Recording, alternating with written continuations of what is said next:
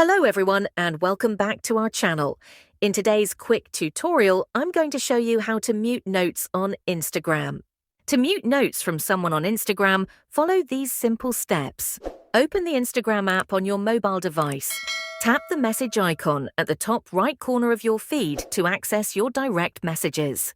In the direct messages section, you'll see all your friends' chats and their notes. At the top of your chat list, you'll find the Notes section where you can view your friends' current notes. To mute future notes from someone, long press on the note from the person you want to mute. A pop-up menu will appear with several options. Select Mute Notes. A confirmation screen will pop up. Tap Mute Notes again to confirm. And that's it. Once you've muted someone's notes, you won't see their notes at the top of your chat list anymore.